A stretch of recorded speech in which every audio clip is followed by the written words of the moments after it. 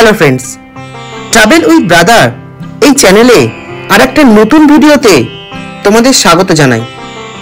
আজ আমরা দর্শন করব পূর্ব মেদিনীপুর জেলায় পাঁশকুড়ায় অবস্থিত তারামায়ের মন্দির। এটি পশ্চিমবঙ্গের দ্বিতীয় তারাপীঠ নামে পরিচিত।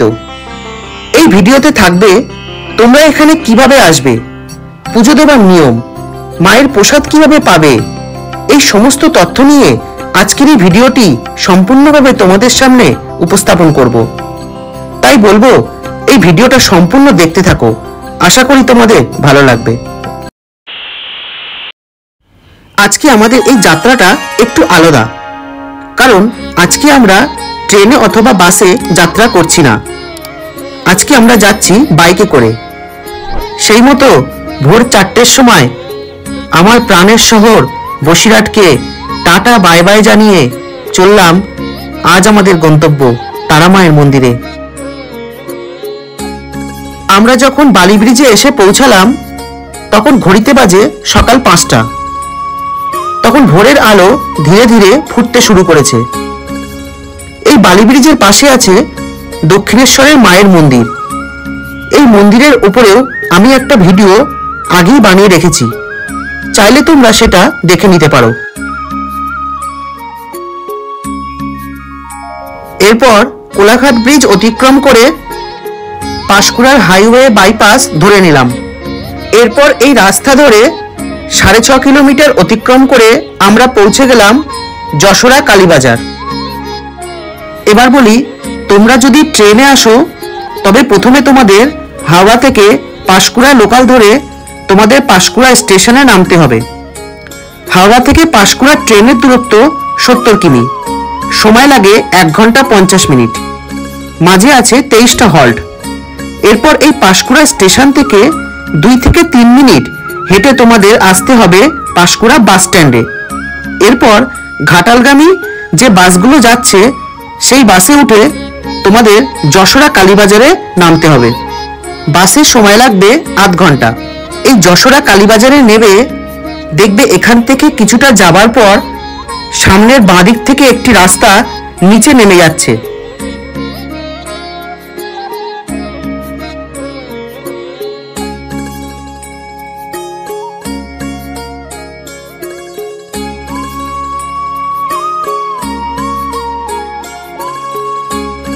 এই রাস্তা ধরে কয়েক পা হেঁটে এলে তোমরা সামনে একটি টোটো স্ট্যান্ড দেখতে পাবে। এখান থেকে টোটো নিয়ে তোমাদের এই চকগোপাল তারামায়ের মন্দিরে আসতে হবে। এই যশোরা কালীবাজার থেকে চকগোপালের দূরত্ব 5 কিলোমিটার এবং টোটোতে ভাড়া নেবে জনপ্রতি 15 টাকা।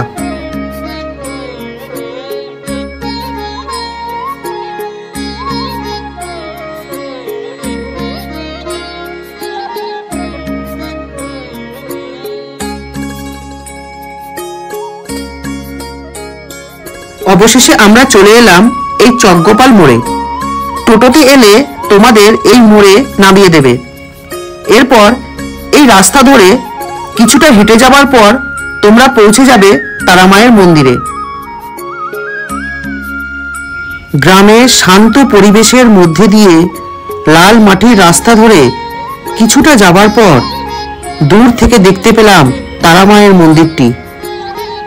দুপাশে সবুজ ধান ক্ষেত আর তার মধ্যে দিয়ে মেঠো রাস্তাটি চলে গিয়েছে মায়ের মন্দিরের দিকে। এ যেন এক আলাদা অনুভূতি।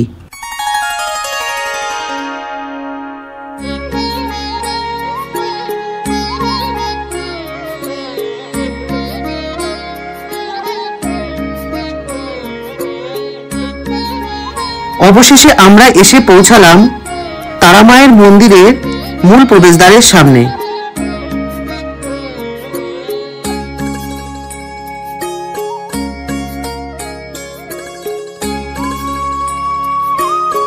মন্দিরের এই মূল প্রবেশদ্বারটি পেরিয়ে ভিতরে প্রবেশ করতেই এখানকার পরিবেশটা দেখে অবাক হয়ে গেলাম। বিশাল জায়গা জুড়ে রয়েছে এই মন্দির চত্বরটি।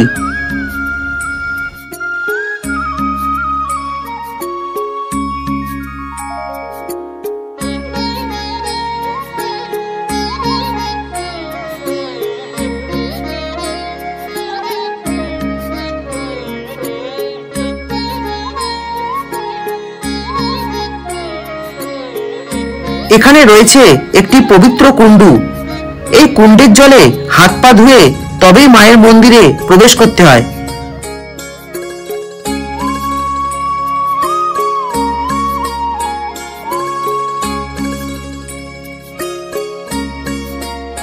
কেউ যদি এই মন্দিরে ব্যক্তিগত গাড়ি নিয়ে আসে, সেক্ষেত্রেও এখানে রয়েছে গাড়ি পার্কিং এর সুব্যবস্থা।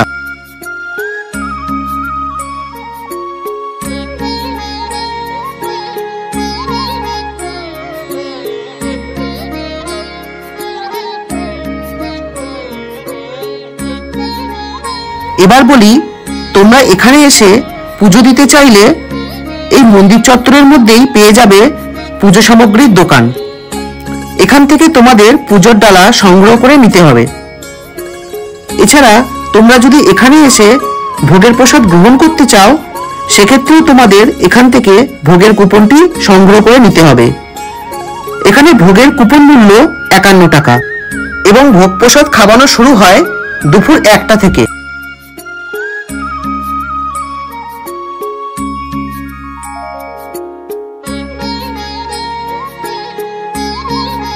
এবার চলুন এই মন্দির সম্পর্কে কয়েকটি গুরুত্বপূর্ণ তথ্য এই মন্দিরের এক পূজারীর কাছ থেকে এবার আমরা শুনে নেব।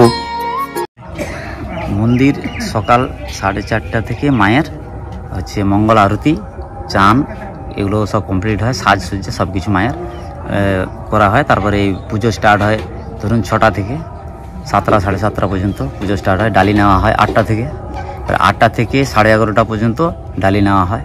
ওর পরে মায়ের ভোগ নিবেদন পর্ব চলবে 1 ঘন্টা, 12:30 অবধি। 12:30টার পর থেকে আবার ডালি চালু হবে, ওটা 1:30টা অবধি। আচ্ছা, 1:30টার পরে মায়ের একটু বিশ্রাম, মা বিশ্রাম নেবেন 3টে পর্যন্ত। 3টের সময় আবার চালু হবে, আবার ডালি চালু হবে একদম রাত্রি 9টা পর্যন্ত। আচ্ছা ঠাকুরমশাই, আরেকটা প্রশ্ন আছে, এখানে ভোগের মূল্য কত আছে? ভোগের মূল্য বিভিন্ন রকম রেট আছে, আপনি যেমন নেবেন তেমন। আর ভোগ খাওয়ানো শুরু হয় কটা থেকে? ভোগ খাওয়ানো শুরু বলতে কি, ভোগ খাওয়ানোর কথা বলছেন না ডালির কথা বলছেন? না, ভোগ খাওয়ানো শুরু হয়, মানে ভোগের প্রসাদ খাওয়ানো শুরু হয় কটা থেকে? 1টা থেকে। 1টা থেকে শুরু হয়, কটা অবধি চলে এটা? ওটা 2টো 3টে, কখনো 3টেও হয়ে যায়। আচ্ছা, আর ভোগের মূল্য কত আছে এখানে? 51 টাকা। 51 টাকা মিনিমাম, ঠিক আছে। এরপরে আমরা চললাম মায়ের মন্দিরে মাকে দর্শনের জন্য। মন্দিরে ঢোকার আগে এখানে দেখতে পেলাম একটি তালিকা, যেখানে রয়েছে মন্দির খোলার সময়সূচি।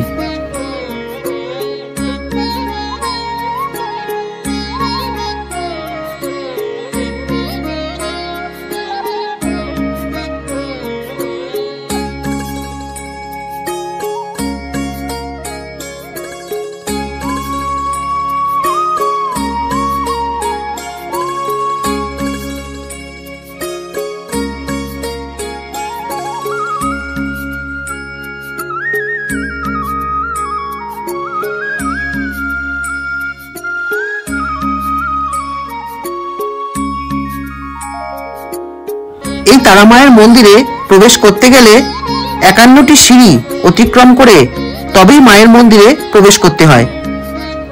চলো এবার আমরা এই সিঁড়ি দিয়ে উঠে মায়ের গর্ভগৃহে প্রবেশ করব।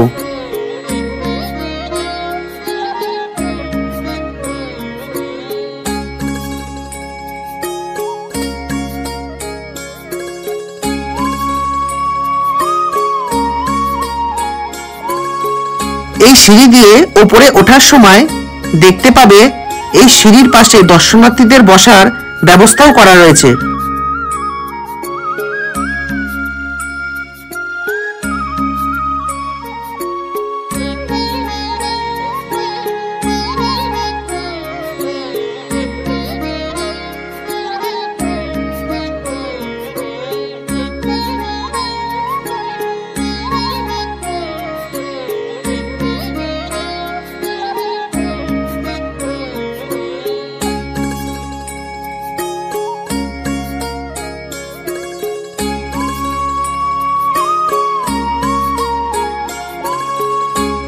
এরপর আমরা প্রবেশ করলাম মায়ের গর্ভগৃহে। তোমরা এই তারামায়ের মন্দিরে এলে মায়ের খুব কাছ থেকে মাকে পুজো দিতে পারবে এবং দর্শনও করতে পারবে।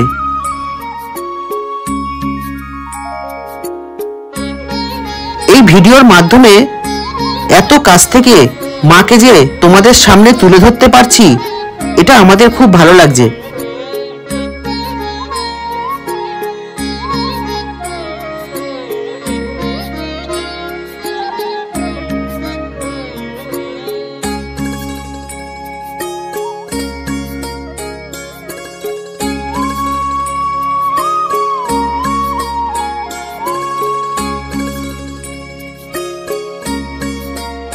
এই তারামায়ের মন্দিরে সমস্ত পূজা অর্চনা বীরভূমের তারাপীঠের মায়ের মন্দিরের অনুকরণেই করা হয়ে থাকে।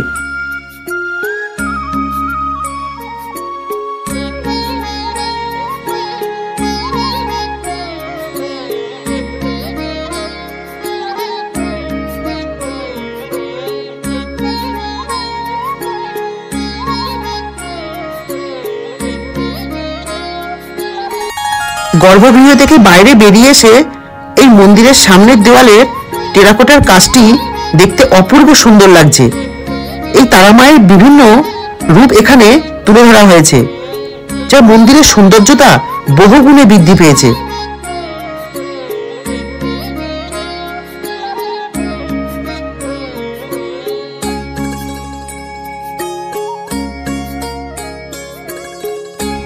পাঁশকুড়ার চকগোপাল গ্রামের এই দ্বিতীয় তারাপীঠ মন্দিরটি অবিকল বীরভূমের তারাপীঠ মন্দিরের মতো দেখতে। 2021 সালে এই মন্দিরটি উদ্বোধন হয়। অল্প সময়ের মধ্যেই ভক্তদের কাছে জনপ্রিয় হয়ে ওঠে এই মন্দিরটি। দূর দূরান্ত থেকে ভক্তরা আসে মায়ের কাছে। অল্প দিনের মধ্যেই মন্দিরের নাম চারিদিকে ছড়িয়ে পড়ে। পূর্ব মেদিনীপুর থেকে শুরু করে পশ্চিম মেদিনীপুর, হাওড়া, হুগলি সহ অন্যান্য জেলায় অল্প কিছুদিনের জন্য এই মন্দিরের দরজা বন্ধ ছিল। পরবর্তীতে 2024 সালের 11ই জানুয়ারি ভক্তদের জন্য খুলে দেওয়া হয় এই মন্দিরের দ্বার।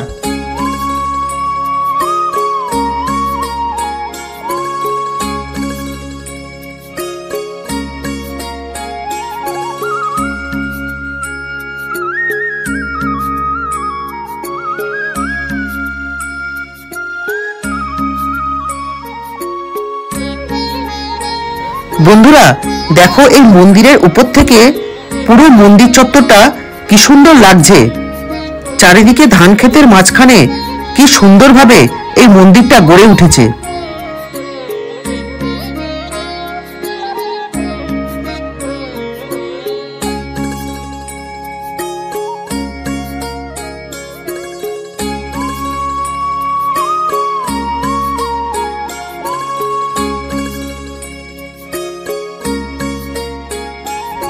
ওই দূরে দেখা যাচ্ছে সাধক বামাখ্যাপার মন্দির। পাশে আছে একটি শ্মশান, যেটি তারাপীঠের মন্দিরের অনুকরণে তৈরি করা হয়েছে। একটু পরে তোমাদের এটি দর্শন করাবো।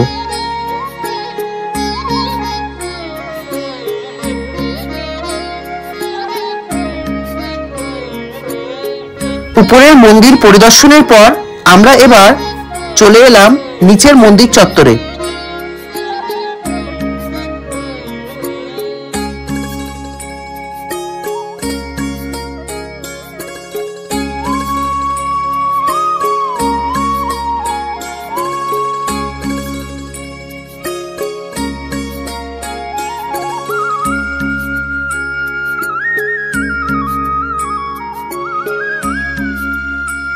নিচে নামার পর বাঁদিকে দেখবে রয়েছে একটি শিবলিঙ্গ।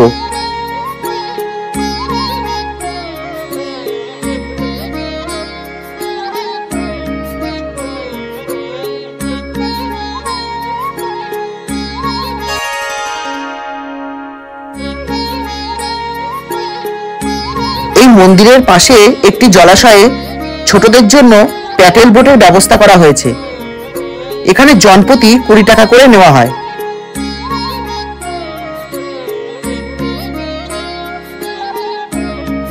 এখানে প্যাটেল বোটিং করার জন্য 10 মিনিট সময় দেওয়া হয়ে থাকে।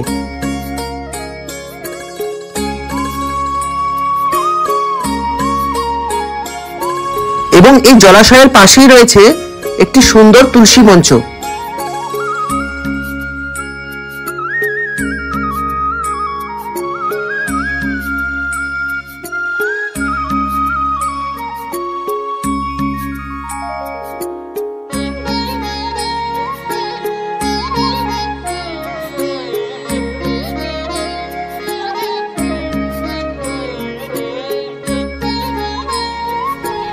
পুজো সামগ্রীর দোকানের পাশেই রয়েছে একটি বড় অশ্বত্থ গাছ, যেটি বেদি করে সুন্দরভাবে বাঁধানো আছে।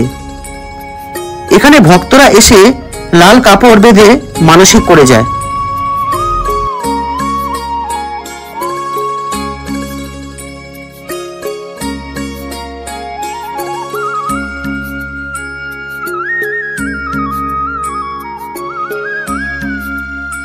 আর এটি হলো ভোগ প্রসাদ গ্রহণ করার ঘর। একসাথে প্রচুর দর্শনার্থী এখানে বসে ভোগ প্রসাদ গ্রহণ করে থাকে।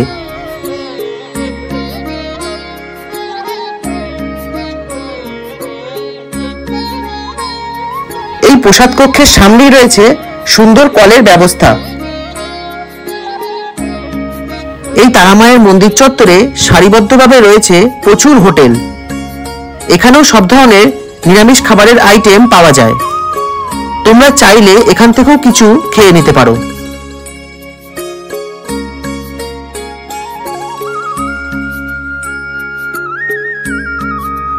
এরপরে আমরা চললাম সাধক বামাখ্যাপার মন্দির ও শ্মশান দর্শন করতে। সাধক বামাখ্যাপা 1837 সালে 22শে ফেব্রুয়ারি মহাশিবরাত্রির দিন বীরভূম জেলার তারাপীঠের কাছে আটলা গ্রামে তিনি জন্মগ্রহণ করেন। তার বাবার নাম সর্বানন্দ চট্টোপাধ্যায় এবং মায়ের নাম রাজকুমারী দেবী। বামাচরণ শৈশব থেকেই দেবী তারার ভক্ত ছিলেন। পরবর্তীকালে তিনি কৈলাসপতি বাবা নামে এক সন্ন্যাসীর কাছে শিষ্যত্ব গ্রহণ করেন এবং তারাপীঠ মহাশ্মশানে পঞ্চমুণ্ডির আসনে বসে যোগ সাধনার দ্বারা তারামায়ের দর্শন পান।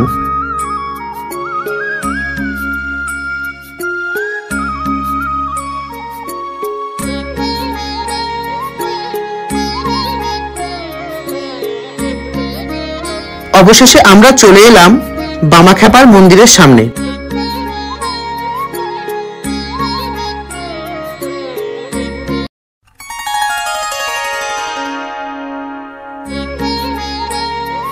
এই মন্দিরের উপরে রয়েছে একটি সুন্দর বামাখ্যাপা ও তারামায়ের চিত্র।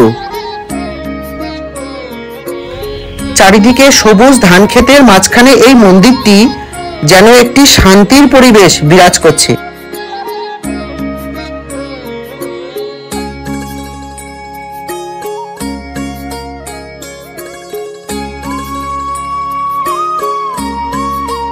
এই বামদেবের মন্দিরের প্রবেশের সামনেই রয়েছে একটি যজ্ঞকুণ্ড।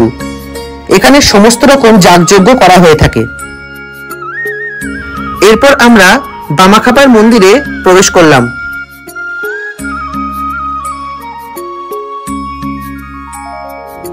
এখানে রয়েছে বামাখ্যাপার একটি বিগ্রহ এবং এই বিগ্রহের সামনে রয়েছে একটি শিবলিঙ্গ, যেটি এখানে পূজিত হয়।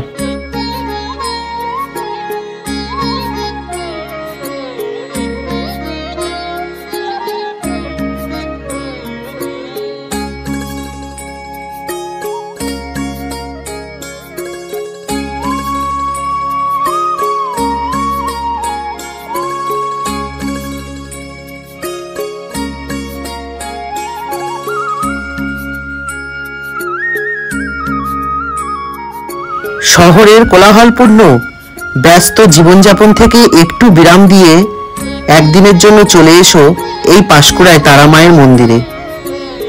গ্রামের মেঠো রাস্তার মনোরম পরিবেশে এসে দেখবে তোমরা অনেকটাই শান্তি অনুভব করবে।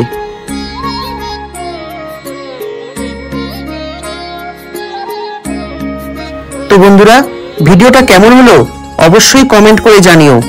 ভালো লেগে থাকলে লাইক, শেয়ার এবং সাবস্ক্রাইব করে দিও। পরবর্তীতে আরো একটা নতুন ভিডিও তোমাদের সামনে এনে উপস্থাপন করব। আজকের মতো চলি বন্ধুরা, সবাই ভালো থেকো। নমস্কার।